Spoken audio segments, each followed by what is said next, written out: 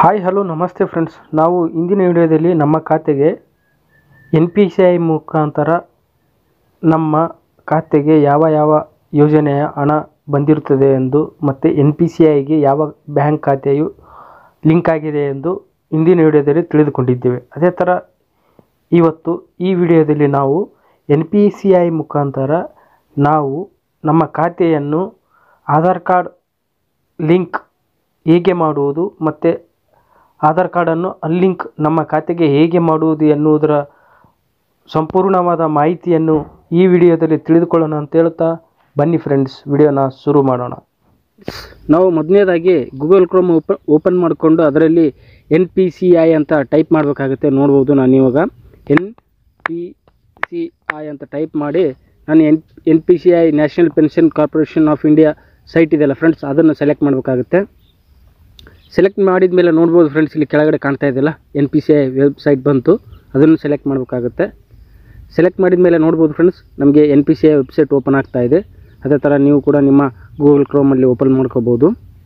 Okay friends, ನೋಡ್ಬೋದು ನೀವಾಗ NPCIನ website open ಆಯಿತು. ಅದರಲ್ಲಿ ಈ ಥರ ಎಲ್ಲ ಡೀಟೇಲ್ಸ್ ಬರುತ್ತೆ.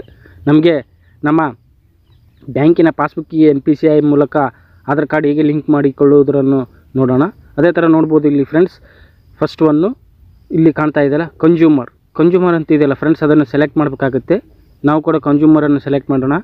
ಸೆಲೆಕ್ಟ್ ಮಾಡಿದ ಮೇಲೆ ನೋಡ್ಬೋದು ಫ್ರೆಂಡ್ಸ್, ಇದರಲ್ಲಿ ಈ ಥರ ಎಲ್ಲ ಡೀಟೇಲ್ಸ್ ಬರುತ್ತೆ. ಅದರಲ್ಲಿ ಇಲ್ಲಿ ಕೆಳಗಡೆ ನೋಡ್ಬೋದು friends, last one Bharat Aadhaar seeding enabler BASE Bharat Aadhaar seeding enabler ಅಂತ ಇದೆಯಲ್ಲ ಫ್ರೆಂಡ್ಸ್, ಅದನ್ನು ಸೆಲೆಕ್ಟ್ ಮಾಡಬೇಕಾಗುತ್ತೆ. ಸೆಲೆಕ್ಟ್ ಮಾಡಿದ ಮೇಲೆ ನೋಡ್ಬೋದು ಫ್ರೆಂಡ್ಸ್, ನಮಗೆ ಇಲ್ಲಿ 8 ನಿಮಿಷಗಳ ಕಾಲಾವಧಿ ಇರುತ್ತೆ. ಅದರಲ್ಲಿ ನಾವು 8 ನಿಮಿಷದ ಒಳಗಡೆ ನಾವು ನಮ್ಮ ಯಾವ ಬ್ಯಾಂಕ್ ಖಾತೆಗೆ NPCI ಮುಖಾಂತರ ಆಧಾರ್ ಕಾರ್ಡನ್ನು ಲಿಂಕ್ ಮಾಡ್ಕೋಬೋದು ಅನ್ನೋದು ಆ ಟೈಮಲ್ಲಿ ಮಾಡ್ಕೋಬೋದು. ಅದೇ ಥರ ನೋಡ್ಬೋದು ಫ್ರೆಂಡ್ಸ್, ಇಲ್ಲಿ ರಿಕ್ವೆಸ್ಟ್ ಫಾರ್ ಆಧಾರ್ ಸೀಡಿಂಗ್ ಅಂತಿದೆ. ನೋಡ್ಬೋದು ರಿಕ್ವೆಸ್ಟಿಂಗ್ ಫಾರ್ ಆಧಾರ್ ಸೀಡಿಂಗ್ ಅಂತಿದೆ. ಅದ್ರ ಕೆಳಗಡೆ ನೋಡ್ಬೋದು ಫ್ರೆಂಡ್ಸ್, ಇಲ್ಲಿ ನಮ್ಮ ಆಧಾರ್ ಕಾರ್ಡ್ ನಂಬರ್ ಮತ್ತು ರಿಕ್ವೆಸ್ಟ್ ಫಾರ್ ಆಧಾರ್. ನೀವು ಏನಾದರೂ ನಿಮ್ಮ ಬ್ಯಾಂಕ್ ಖಾತೆಗೆ ಆಧಾರ್ ಕಾರ್ಡ್ ಸೀಡಿಂಗ್ ಮಾಡಬೇಕಾದ್ರೆ ಫಸ್ಟ್ ಒಂದು ಸೆಲೆಕ್ಟ್ ಮಾಡಬೇಕಾಗುತ್ತೆ ಸೀಡಿಂಗು. ಅದೇ ಥರ ಡಿಸೀಡಿಂಗ್ ಅಂದರೆ ನಿಮಗೆ ಈ ಬ್ಯಾಂಕ್ ಬಿಟ್ಟು ಈಗ ಇರೋ ಬ್ಯಾಂಕ್ ಬಿಟ್ಟು ಬೇರೆ ಬ್ಯಾಂಕಿಗೆ ಆಧಾರ್ ಕಾರ್ಡ್ ಸೀಡಿಂಗ್ ಮಾಡಬೇಕಾದ್ರೆ ಡಿಸೀಡಿಂಗ್ ಅಂತ ಬರುತ್ತೆ ಫ್ರೆಂಡ್ಸ್. ನಮಗೆ ಈಗ ನಾವು ನಮ್ಮ ಪಾಸ್ಬುಕ್ಕಿಗೆ ಆಧಾರ್ ಕಾರ್ಡ್ ಸೀಡಿಂಗ್ ಮಾಡಬೇಕಾದ್ರೆ ನಾವು ಸೀಡಿಂಗ್ ಅಂತಿದೆಯಲ್ಲ ಫ್ರೆಂಡ್ಸ್, ಅದನ್ನು ಸೆಲೆಕ್ಟ್ ಮಾಡಬೇಕಾಗುತ್ತೆ. ಸೆಲೆಕ್ಟ್ ಮಾಡಿ ಮತ್ತು ನೆಕ್ಸ್ಟ್ ನೋಡ್ಬೋದು ಫ್ರೆಂಡ್ಸ್, ಇಲ್ಲಿ ಕೆಳಗಡೆ ಸೆಲೆಕ್ಟ್ ಯುವರ್ ಬ್ಯಾಂಕ್ ಅಂತಿದೆ ಫ್ರೆಂಡ್ಸ್. ನೋಡ್ಬೋದು ಇದರಲ್ಲಿ ನಮ್ಮ ಯಾವ ಖಾತೆ ಬ್ಯಾಂಕ್ ಇರುತ್ತೆ ಆ ಬ್ಯಾಂಕನ್ನು ಸೆಲೆಕ್ಟ್ ಮಾಡಬೇಕಾಗುತ್ತೆ ಫ್ರೆಂಡ್ಸ್. ನೋಡ್ಬೋದು ಇದರಲ್ಲಿ ಇಷ್ಟೊಂದು ಬ್ಯಾಂಕ್ಗಳು ಇರುತ್ತೆ. ನಮ್ಮ ಯಾವ ಖಾತೆಯ ಬ್ಯಾಂಕ್ ಇರುತ್ತೆ ನೋಡ್ಬೋದು, ಇದರಲ್ಲಿ ಇಷ್ಟೊಂದು ಬ್ಯಾಂಕ್ಗಳ ಹೆಸರಿರುತ್ತೆ. ಅದರಲ್ಲಿ ನಿಮ್ಮ ಬ್ಯಾಂಕ್ ಖಾತೆಯು ಯಾವ ಬ್ಯಾಂಕಲ್ಲಿ ಅಕೌಂಟ್ ಇರುತ್ತೆ ಆ ಬ್ಯಾಂಕನ್ನು ಸೆಲೆಕ್ಟ್ ಮಾಡಬೇಕಾಗುತ್ತೆ. ಅದೇ ಥರ ನಾನು ಇವಾಗ ನನ್ನ ಬ್ಯಾಂಕ್ ಖಾತೆಯು ಕೆನರಾ ಬ್ಯಾಂಕ್ ಇರೋದ್ರಿಂದ ಕೆನರಾ ಬ್ಯಾಂಕನ್ನು ಸೆಲೆಕ್ಟ್ ಮಾಡ್ತಾ ಇದ್ದೀನಿ. ಅದೇ ಥರ ನೋಡ್ಬೋದು ಫ್ರೆಂಡ್ಸ್, ಹೋದ್ರೆ ಇಲ್ಲಿ ಸೀಡಿಂಗ್ ಟೈಪ್ ಅಂತೂ 3 ಆಪ್ಷನ್ಸ್ ಬರ್ತಾ ಇದೆ. ಫ್ರೆಶ್ ಸೀಡಿಂಗ್ ಅಂದರೆ ಫಸ್ಟ್ ಮೊದಲನೇದಾಗಿ ನಾವು ಆಧಾರ್ ಕಾರ್ಡನ್ನು ಸೀಡಿಂಗ್ ಮಾಡ್ತಾ ಇದ್ದರೆ, ಅಥವಾ movement with in the same bank with another bank. ನಮ್ಮ second one movement with the in same bank with another account. ನಮ್ಮ ಹೆಸರಿನಲ್ಲಿ ಒಂದೇ ಬ್ಯಾಂಕಲ್ಲಿ 2 ಅಕೌಂಟ್ಗಳಿದ್ದರೆ ಒಂದು ಖಾತೆಯಿಂದ ಇನ್ನೊಂದು ಖಾತೆಗೆ ಹೇಗೆ ಆಧಾರ್ ಕಾರ್ಡ್ ಸೀಡಿಂಗ್ ಮಾಡುವುದು ಅನ್ನೋದ್ರ ಬಗ್ಗೆ 2ನೇ ಆಪ್ಷನ್ಸ್ ಹೇಳ್ತಾ ಇದೆ. ಮತ್ತು 3ನೇದ್ದು movement from one bank to another bank.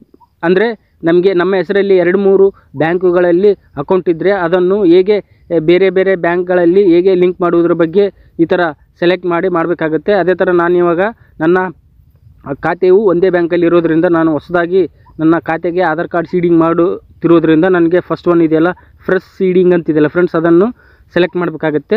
Select ಮಾಡಿ ಮತ್ತು ನನ್ನ ಬ್ಯಾಂಕ್ ಅಕೌಂಟ್ ನಂಬರ್ ಮತ್ತು ಕೆಳಗಡೆ ಬ್ಯಾಂಕ್ ಅಕೌಂಟ್ ನಂಬರ್ ಹಾಕಬೇಕಾಗುತ್ತೆ. ಅದೇ ಥರ ಮತ್ತು ಕೆಳಗಡೆ ಕನ್ಫರ್ಮ್ ಬ್ಯಾಂಕ್ ಅಕೌಂಟ್ ನಂಬರ್ ಹಾಕಬೇಕಾಗುತ್ತೆ. ಅದೇ ಥರ ಕೆಳಗಡೆ ನೋಡ್ಬೋದು ಫ್ರೆಂಡ್ಸ್, ಇಲ್ಲಿ ಚೆಕ್ ಬಾಕ್ಸ್ ಇದೆಯಲ್ಲ ಅದನ್ನು ಸೆಲೆಕ್ಟ್ ಮಾಡಬೇಕಾಗುತ್ತೆ. ಮತ್ತು ನೆಕ್ಸ್ಟ್ ಒನ್ ಇಲ್ಲಿ ನೆಕ್ಸ್ಟ್ ಚೆಕ್ ಬಾಕ್ಸ್ ಇದೆಯಲ್ಲ ಫ್ರೆಂಡ್ಸ್, ಅದನ್ನು ಸೆಲೆಕ್ಟ್ ಮಾಡಬೇಕಾಗುತ್ತೆ. ಸೆಲೆಕ್ಟ್ ಮಾಡಿ ಮತ್ತು ಇಲ್ಲಿ ಕ್ಯಾಪ್ಚರ್ ಕೋಡ್ ಇದೆಯಲ್ಲ ಫ್ರೆಂಡ್ಸ್, ಕ್ಯಾಪ್ಚರ್ ಕೋಡ್ ಹಾಕಬೇಕಾಗುತ್ತೆ.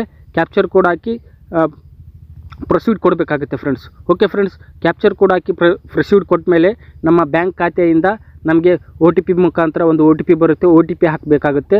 ಅದೇ ಥರ ನೆಕ್ಸ್ಟು ನಮ್ಮ ಆಧಾರ್ ಕಾರ್ಡ್ಗೆ ಯಾವ ಮೊಬೈಲ್ ನಂಬರ್ ಇರುತ್ತೆ ಆ ಮೊಬೈಲ್ ನಂಬರ್ ಕೂಡ ಇಂದ ನಮಗೆ OTP ಬರುತ್ತೆ.